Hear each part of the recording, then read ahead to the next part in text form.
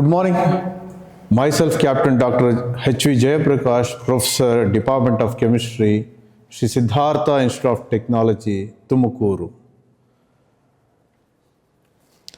So, today's topic is syllabus. We have covered the module 3, corrosion, definition of corrosion, wet and dry corrosion, electrochemical theory, taking corrosion of iron as an example. As we know, the factors affecting the rate of corrosion, ratio of anodic to cathodic area, nature of corrosion product, nature of medium, pH greater than 10, between 3 to 10, lower than 3, and temperature, types of corrosion, differential metal corrosion and differential aeration corrosion. So here, first of all, we should know about regarding the corrosion. Corrosion is defined as the destruction of metal or its alloy due to its chemical or electrochemical interaction with the environment. As you know, in the environment, lot many gases and also the corrosion has been occurred through from the environment changes also. The corrosion can occur in two ways. I already told here. That one is dry corrosion and wet corrosion. As we know, the dry corrosion means in the absence of moisture or liquid are present. So that one we are calling about the dry corrosion. And the wet corrosion is in presence of moisture or liquid. And then we know about the corrosion is explained on the basis of electrochemical theory. So here, just now I told about the dry corrosion and wet corrosion. Some pictorial representation of the dry corrosion or a chemical reaction has been taken place on the particular item. And then the wet corrosion or electrochemical theory of corrosion, we people have been known about the nails and all, okay. At the time of purchasing the nail, it is a very stainless steel material. After the moment of the period of 1 week or 2 weeks, it may get like this. So how it has been happened? Then we'll discuss about the electrochemical theory of corrosion. Here, according to the electrochemical theory, corrosion occurs electrochemically only when there is the formation of tiny galvanic cells. The part of the metal which is in contact with the water droplets acts as anodic area and the rest of the portion acts as cathodic area. So, just now I told about the anode and cathode. Here the iron bar is there. This part of the area only has been exposed to the environment and the water droplets has been covered this area. So, this one is the water droplets area. So, then finally this one is anodic area and then the rest of the part has been coated with the another material. This one we are calling about the cathodic area. Then the anodic and cathodic areas are in contact with each other. So, the reaction has been occur here. Any metal ion you can take, okay. Here I consider about the iron, that Fe gives rise to the Fe2 plus 2 electron. The liberated electrons reach the cathodic area through the metal itself. And the electrochemical theory, just now I told, absence of air or oxygen and presence of air and oxygen, okay. The medium of the acidic H plus ions are reduced to the H2 plus. So here what is happening? The hydrogen 2H plus 2 electron, it gives us to the H2. And then the medium is neutral or alkaline. Hydrogen ions are partially reduced to hydrogen, that is a water plus electron 2OH minus ion plus H2. These two conditions in the absence of oxygen. And in the presence of oxygen, you can observe it here, that 2H plus O2 plus 2 electron, it gives us the water, and in the neutral medium or alkaline medium, So the results have been water plus oxygen plus 4 electron, it gives us to 4 OH minus ion. Then the metal ion of the OH minus, okay, it is the primary corrosion product, that one we know about the FeOH2, and the further reaction has been taken place in the environment. Then the corrosion product has been obtained, it is under the ferric hydroxide, sorry. Then again the final product has been Fe2O3, that is the yellowish in color. The commonly we people have been quoting about that word is the rust only. So final product is Fe2O3. And the next part is, so factors affecting the rate of corrosion. What are all the factors are there? Generally we know about the anodic and cathodic. Just now I told in the previous slide is the anodic and then cathodic area.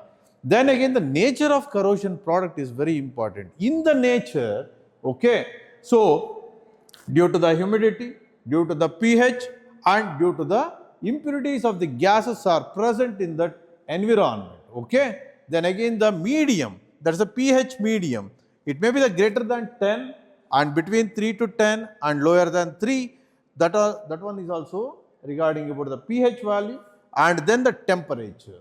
These are all the 4 factors are affecting the rate of corrosion.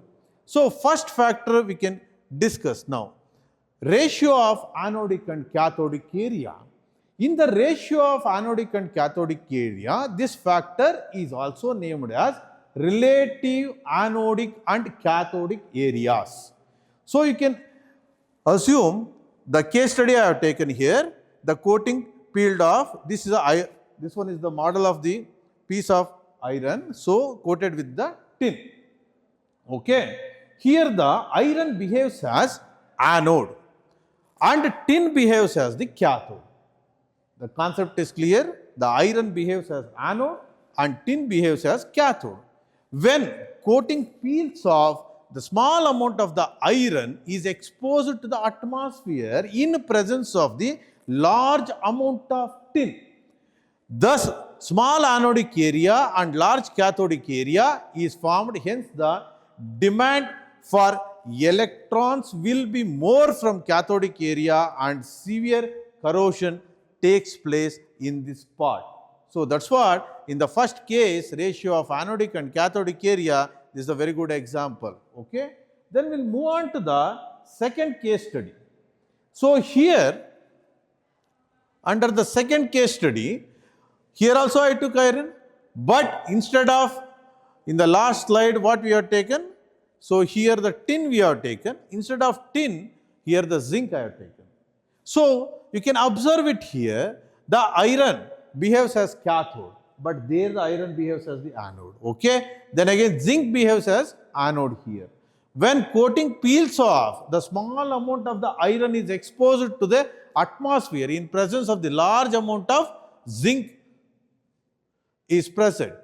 Thus the large anodic area and the small cathodic area is formed, hence the demand of the electrons will be very less from cathodic area and corrosion will not take place at all. So in case of the galvanic series, what is happening here? The metals and alloys undergoing the corrosion are arranged in the series with respect to decreasing order of undergoing corrosion by dipping in seawater. This series called the galvanic series. So here you can observe it here.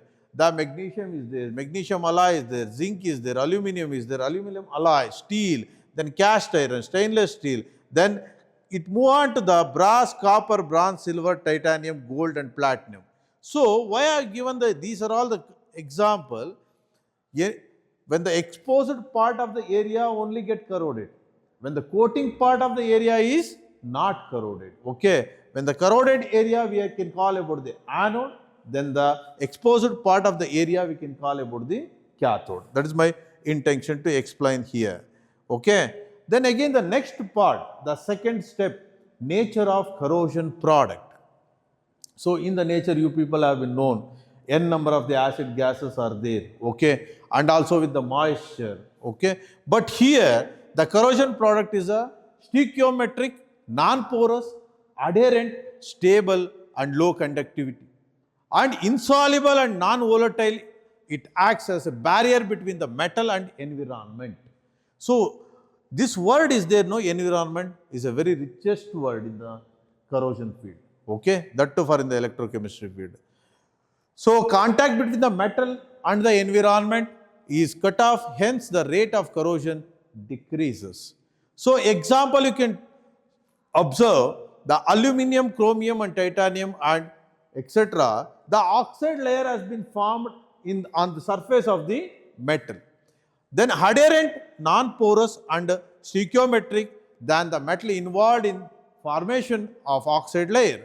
Hence, these metals have excellent corrosion resistance.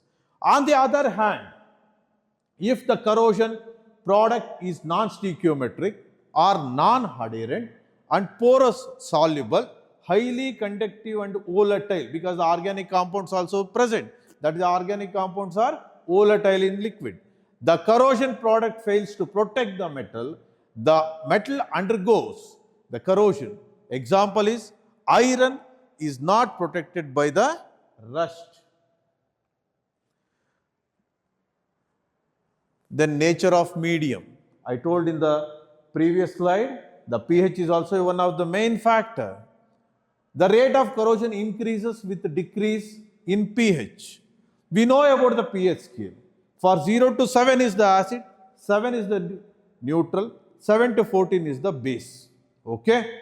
Then, if the pH is greater than 3, the severe corrosion has been occurred. Even the absence of oxygen due to the evaluation of hydrogen at the cathodic area. And then, if the pH is equal to 3 to 10, the corrosion occurs only in presence of oxygen. And then, if the pH is greater than 10, it is in the basic condition. Alkaline medium are present. Metals are converted into their hydroxide, which are generally insoluble and non-porous, settle down on the surface and acts as barrier.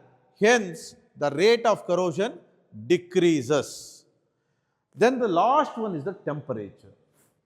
As we know, the temperature of the surrounding of the medium increases, then the corrosion rate increases. During at the time of the summer, generally I am quoting, okay, we people only suffering the hot summer, no? So how can the sustainable in the metal area or metals? Increases in temperature, increases the conductance of the aqueous medium, hence the corrosion increases.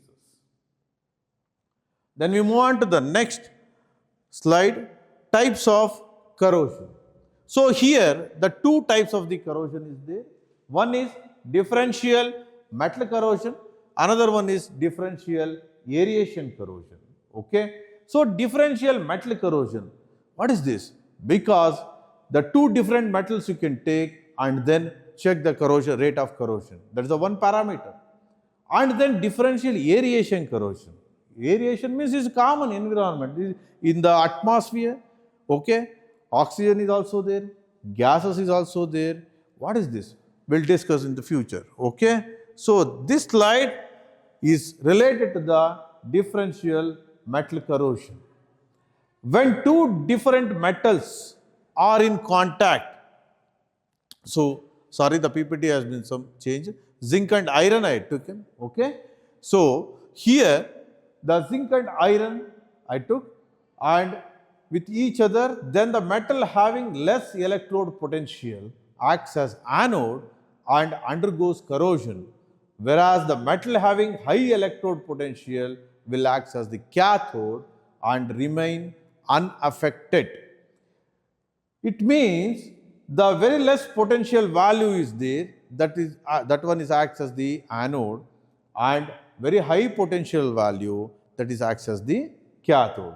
So you can think it of zinc and iron is there here. Okay, zinc potential value is minus 0.76 volt, and then the iron value is minus 0.44 volt. Okay, hence iron acts as the cathode, the zinc undergoes the corrosion, iron is protected. Then come to the second example, here iron and copper I took, okay. So the electrode potential value of the iron is minus 0.44 volt and the electrode potential value of the copper is plus 0.36 volt. So in this case, the iron will act as the anode and copper will act as the cathode. Hence, iron undergoes corrosion protecting copper. Understood, no? These two are very good example of the differential metal corrosion. Therefore, use of different metals for same purpose must be avoided. And in the industries, that too for in the automobile industry or otherwise day-to-day life, we people have been seen about the cycle, okay? In the cycle, bicycles and all. So there we are using about some nuts and bolts system. It must be made with same metal, then corrosion is prevented. Then the next one is differential aeration corrosion. In the differential aeration corrosion, I think so you must have been observing this beaker and then water is there, then again with the iron rod is there, okay. So only the three. What I did, I immersed the iron rod in this beaker. The half of the beaker has been filled with the water, okay. So this area is less oxygen present. It acts as the anode. And then the exposed part of this area, it acts as the cathode, more oxygen is present. Understood, no concept? Okay. So here the immersion area is the acts as anode, the exposed part of the area, it acts as the cathode. So a piece of iron partially dipped in the iron rod, okay, outside of the water is exposed more atmosphere oxygen and behaves as cathode. Iron rod inside the water is exposed to less oxygen and behaves as anode. So what is happening here? The iron Fe gives rise to the Fe2 plus 2 electron at anodic. Then again with the oxygen combined with the water, then again electron, then 4 OH minus ion at the cathode. Finally, the product will obtaining for Fe2O3 only, that one is rust, okay. So here some images are there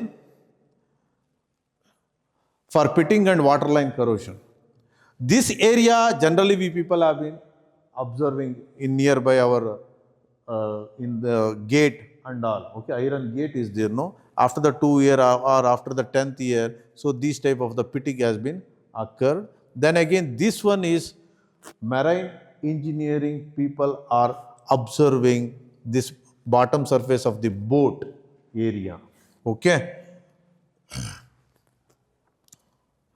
Then application part of this one, we are using landing gear component in the aeronautical segment and then exhaust component, and aerospace and defense sector we are using about the iron material, okay, and also the composite material also. Applications in the aeronautical and aerospace applications, different applications in the aerospace industry like actuator, landing gear component, aircraft control rod, exhaust component, cockpit fasteners. So as of now, we discuss about the corrosion, then the rate of corrosion, electrochemical theory of corrosion, and then with the anodic and cathodic corrosion and also the application, okay. So now, my part of the area, this small area has been covered today. Would you like to ask any question? I am ready to answer, okay. Thank you one and all.